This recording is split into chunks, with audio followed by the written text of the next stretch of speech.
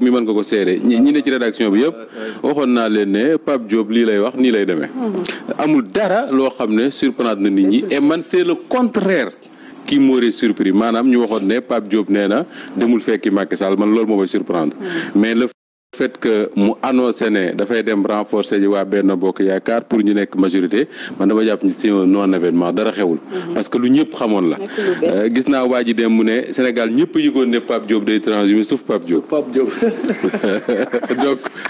donc c'est un non événement jërul taxaw di perdre sa temps ndax ku xam politique gu Sénégal ak ni muy doxee xam sax ñi wër Pape Diop xamoon ne fii lañ jëm si et que am na yu bëree bëri yu ne ci biir yoo xam ne xëy na position bi ma toog du ma permettre muy dugg ci détails yi mais mën naa cee wax lu bëri mais li ma jàpp rek mooy c'est un non événement pour man dara xewul d'ailleurs sax rare na lu politicien yi def déclaration te du ma toog déglu ko démb ku weddi nga laaj Issa Tine moom laa romb fii ne ko Issa lu Pape Diop wax mu ne ma lii la wax mais déglu ma ko dama romb rek dem parce que xamoon naa ne fii lay mujjee. mais keroog dama dégg. alors bu mu teewaayee yu askan wi tamit wax ak moom est-ce que wax ak moom wax ak koo xamante ne xam nga ne dama ne oustaz bi ma ko waxee oustaz ne ko waaye askan wi nañ dem wax ak Pape Diop oustaz mu ne ma was lu ci àq ma ne ko exactement loolu laa bëggoon a wax. was lu àq da ngay dem rek di was lu àq. mais xam nga ne doo ci jëlee ndam. événement. parce que yu bëree bëri koy expliquer. xëy na xajul fii mais dama jàpp c'est un non événement. Sëriñ te jërul sax temps bi nga xam ne moom la ñu Penda Diallo Gueye maye kas néew ak tardé gi ñu tardé jërul ñu ci perte temps bari mais li ma ci déplorer rek xëy na mooy le timing su ma nee le timing mooy man du ma comprendre jamais la classe politique parce que mënoo jël une décision nga jël ko ba pare dem ne da ngay rencontrer le khalife général des Mourides mu recevoir la wax ak yow nga génn annoncé ne da ngay def conférence de presse ci dégg-dégg Sénégal yu bari nga yëg ko nga bañ koo yëg nga xam ko nga bañ koo xam mu nekk sa intention bañ koo nekk ci dégg-déggu Sénégal yu bari dañuy jàpp ne le khalife général des Mourides dafa am influence ci décision bi ngay jël.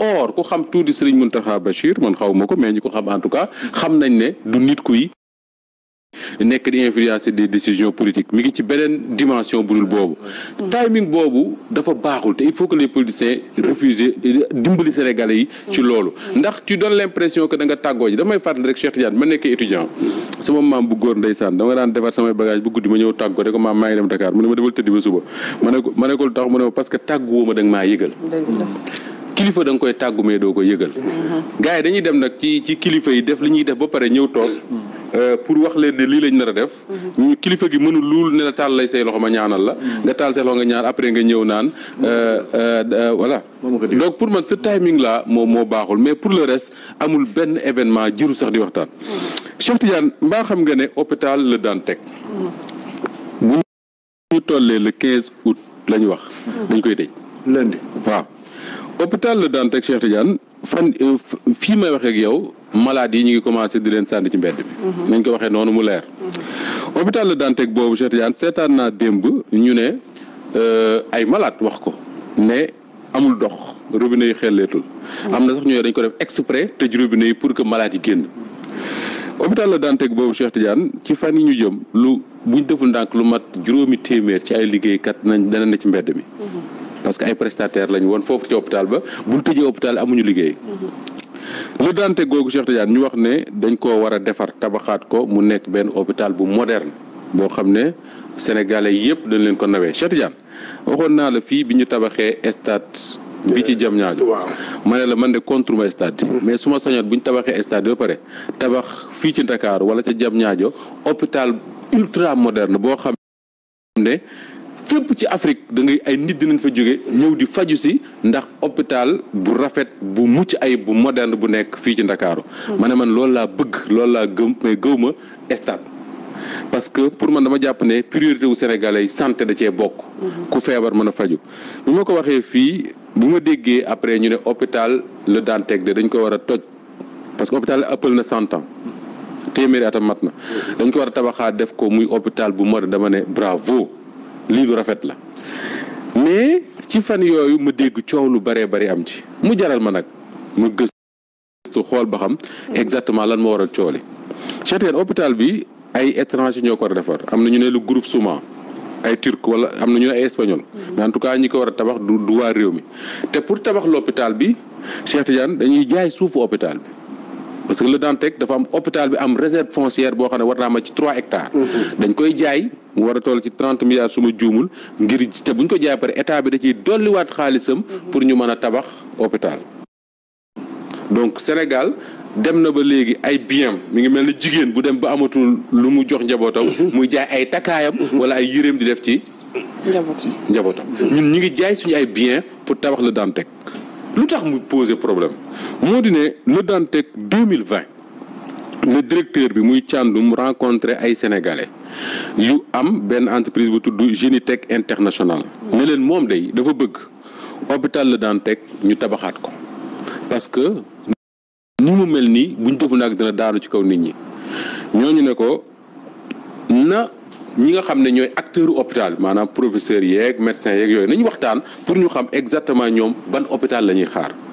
bi ñu waxtaanee ba pare sénégalais yooyu moom Genitech ne ñoom mën nañoo tabax hôpital bu mag ultra moderne ci place bii Dantec nekk joxe ko clé en main. yokk ca ne ñoom hôpital boobu dinañ ci boole hôtel boo xam ne hôtel 5 étoiles la boo xam ne fii mu 3 hectares yi nekk fa lañ ko bëgg a def mu nekk hôpital boo xam ne comme ci Europe kilifa yi ci àdduna bi mën nañ faa ñëw feebar tëdd ci hôtel bi di fa faju ba wér ñibbi seen kër te kenn du yëg ne ñu ngi fi ay président de la République ay lu mën a nekk. ñu ne non seulement mën nañ loolu mais hôpital dina nekk hôpital boo xam day favoriser la recherche ba pare ñu connecté ko au monde entier. ñu ne leen hôpital boobu bu ñu ko tabaxee ñaata lay coûter état au Sénégal. ñooñu ne dara sénégalais yooyu ne dara 1 franc du ko coûter ñoom mën nañu mobiliser le financement bi ko mën a tabax ak ay partenaires yoo xam dañ leen di wut à travers le monde ñu mobiliser lu war a toll ci ay 100 milliards de francs CFA. 100 milliards de francs CFA ñu wax benn architecte bu tudd Malick Mbow waa ji dessiné hôpital bi ni mu war a mel. j'ai vu les maquettes. ñu ne hôpital boobu li ñu ci bëgg mooy hôpital bi autofinancé boppam c'est-à-dire que tabax ko boo xam ne liñ ko tabaxee hôpital bi ci boppam dina man pendant 20 ans mu koy rembourser te du yokk ticket yi nga xam ne moom la nit ñi di frais pour dugg ci hôpital bi faju donc du nekk hôpitalu ay borom daraja mais hôpital sénégalais yëpp lay nekk. ñu ne dañ bëgg mooy renforcer patrimoine hôpital bi maanaam hôpital bi am patrimoine am ab hôtel par exemple boo xam ne mën nay dundal hôpital bi. te loolu yëpp remboursement bi ça doit se faire wax naa la ko sur 20 ans ñu ne est-ce que loolu mën na nekk ñooñu en décembre 2021 Genitech boobu ne mobiliser na 100 milliards yi ba mi ngi taxaw ñoom li ñuy xaar mooy ñu woo leen ne nañ def pose première pierre décembre 2021 ñu toog jékki-jékki rek autorités yi Sénégal ni mër kenn gisatu leen kenn déggatu leen ñu bind ministre de la santé kenn neewul dara boobu Abdoulaye Diouf Sarr boo fi nekkoon. bul fàtte ne janvier 2021 ñu ngi ci campagne jëm ci local yi. ñu bind président de la République kenn tontuwu leen. Cheikh Tidiane décembre 2021 laa la wax de. ñoom boucler nañ financement ba toog ci liñ wax ba toog ne ñoom li ñuy xaar mooy ñu woo leen ne leen bis sàngam ñëw leen commencé liggéey ñu dem commencé liggéeyu hôpital boobule. ñu toog bés rek. comme man ak yow di seetaan télé ñi nga xam ne ñoom mobiliser nañ ba def études yi de faisabilité yi def li ñu war a def yépp toog war a di xaar pour ñu wax leen jour ñëw tabax ñu toog di seetaan télé rek gis président de la République recevoir ay sénégalais ak i tubaab. ñu ne léegi choisir nañ groupe bii moo war a def étude pour xam hôpital Le Dantec nan lañ koy tabaxewaat et puis dañuy jël 3 hectares ci suufu hôpital bi ñu jaay ko suñ ko jaayee def ko ci tabax hôpital bi lii lañ ci am. moo tax ñu bëree bëri wax ne hôpital Le Dantec bi c'est le scandale du siècle. man ma ne xawma c'est le scandale du siècle ou pas mais li ma xam mooy comme am na ay sénégalais yoo xam ne ñi ngi ci doon liggéey. ba avancé ci ba wax ne mobiliser nañ xaalis bi ko war a tabax mais au moins bu fekkee da nga bëgg a tànn ñeneen ñu tabax ko le devoir de l'État du Sénégal mooy convoquer Sénégal yooyu déglu leen. wax ak ñoom. ne leen ñun dañoo bëgg jox ko ñeneen. nii lañ ko bëgg a defee li ngeen ci xalaat. mais ñooñu comme man ak yow dañuy seetaan RTS rek gis journal ñu ne président de la République recevoir na ay étranger wax na ne ñii lañ sant pour ñu tabaxaat hôpital Le Dantec te bu tabax ko dañuy jaay suuf sa fa ne 3 hectares yooyu ma doon tudd jox ko ñooñu te buñ ko jaayee pare état bi dina dolliwaat xaalis pour mu mën a mat ñu jox ko Cheikh Tidiane Gomis ak Serigne ñu tabax. ñooñu sénégalais yooyu nga doon wax. ñooñu mobiliser ay fonds. ñun fan lañ ko bëggoon tabax. fi site bu hôpital bi nekk. voilà Dantec fi mu nekk. fa la ñuy tabax mais Dantec dafa am réserve. waaw dafa am suufam.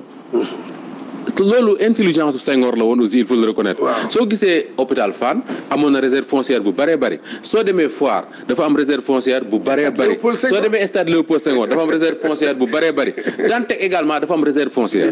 c'était bien avant Senghor wala. c'était bien avant Senghor wax naa la ne Dantec am na 100 ans. mais bi Senghor nekkee président de la République suuf soosu également dafa des. Abdou Diouf da ko bàyyi. Abdoulaye Wade amoon na projet wu déplacer Dantec.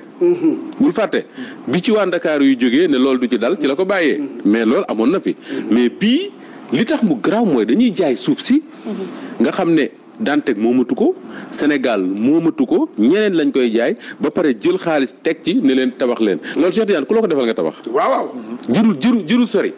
man mii ku ma ko joxoon ma tabax. jërul sori alors. léegi nag des questions se posent mooy pourquoi choix bi et non beneen choix mën nañ sax bu leen neexee ñu ne leen Sénégalais yooyu proposé bëgguñu ko. mais pourquoi choix bi choix wu jaay suuf. loolu moo merloo les travailleurs de Dantec bu ñu jóg di yuuxu fu ne.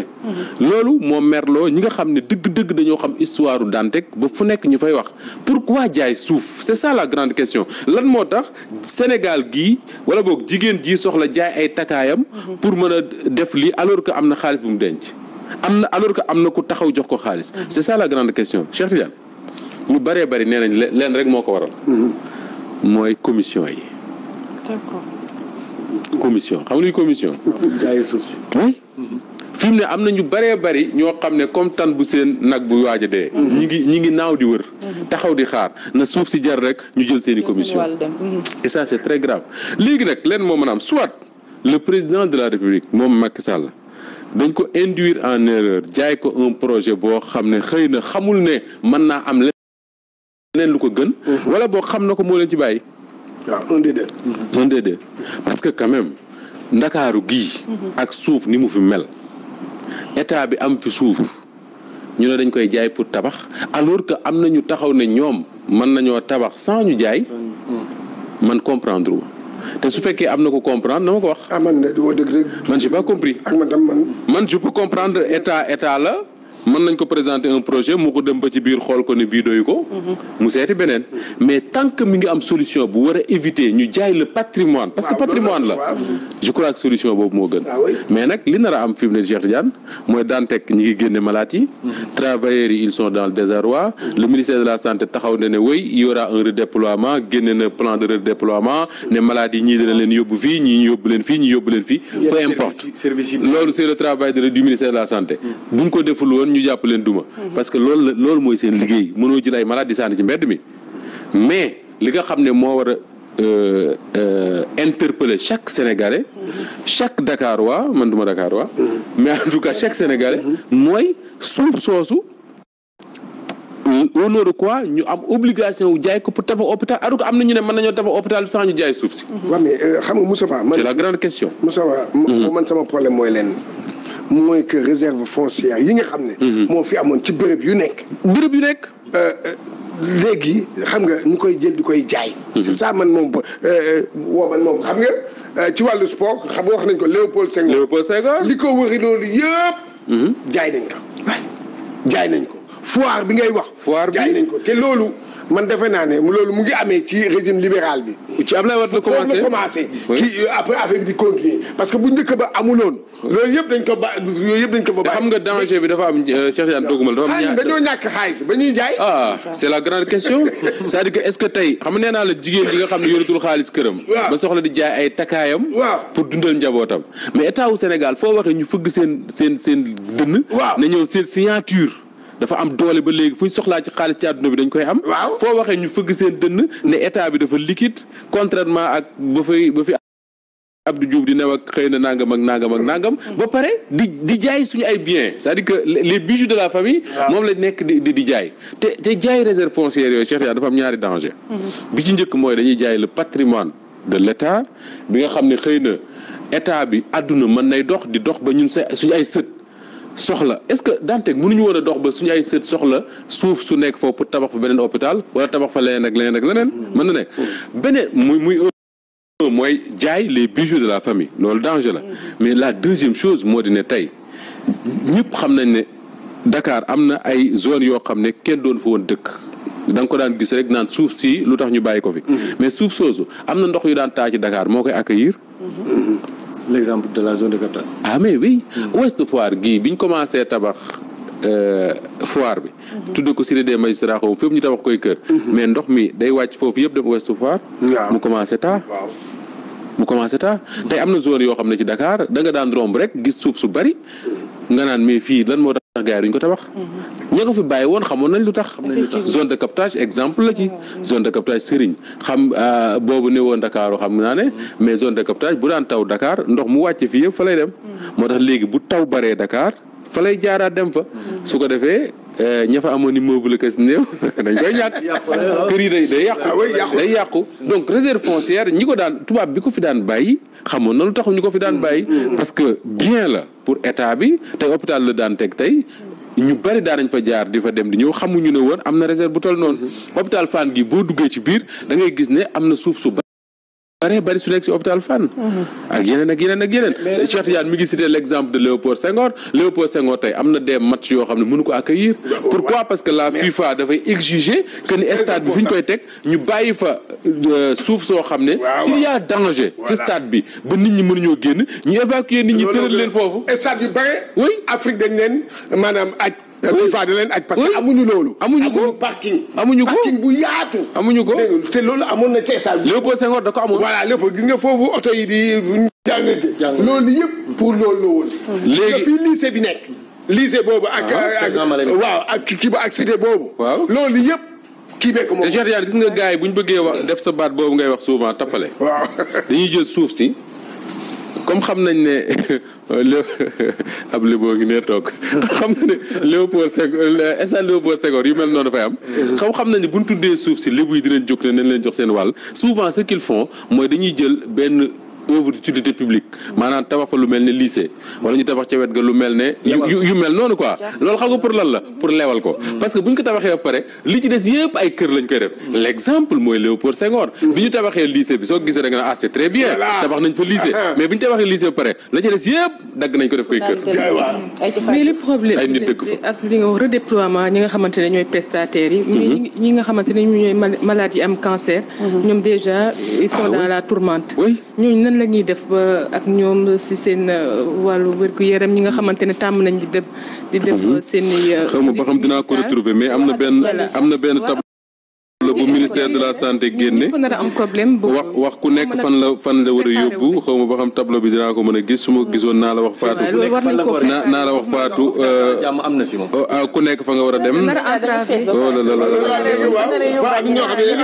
beneen parce que sax temps yi passé sax am na benn directeur moom nee na fu mu nekk nii day accueillir ay xawma ay personnel yoo xam ne foofu lañ jógee mais affaire bu doy waar non mënul ba xam nga Cheikh Tidiane lu tax affaire bi di doy waar moo di ne yu mel noonu mi ngi nii plan de redéploiement hôpital Le Dantec plan baa ngi nii ku nekk fañ la war a yóbbu ak yooyu taxal ma xool mais xam lu tax yooyu mu doy waar moo di ne ñu bari dañu am impression que dafa am précipitation xam nga déplacer ay malade dafa am durée bu mu laaj dafa am organisation bu mu laaj même waxuma sax ñi am cancer yooyu même malade yi nga xam ne sax seen état may na leen ñu mën a génn naag dafa am organisation bu mu laaj mënoo ñëw rek nga ne parce que biñ ko commencé wax ak le 15 août matul ñaari weer ñu ne fii ak le 15 août nañu libéré kii benn waaye mu ne ma Moustapha xam nga lu tax gars yi di précipité wu pour ñu libéré ko ma ne ko mu ne ma parce que suuf si lañ soxla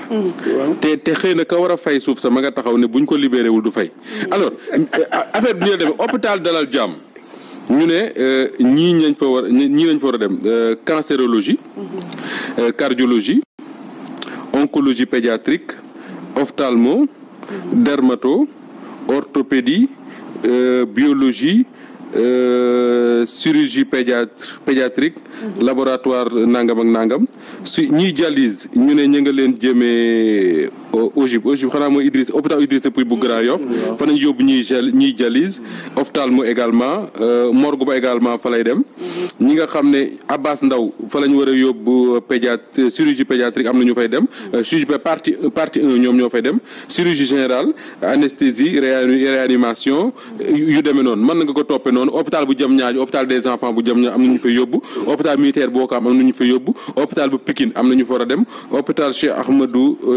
Ahmadou Khadim bu Touba am na ñu fa war a yóbbu imaginez Dantec fële hôpital Fann am na ñu fa war a dem centre de traumatologie bu Diamniadio noonu lañ koy toppee ce qui veut dire que ni tey hôpital nu ñu koy waxee sax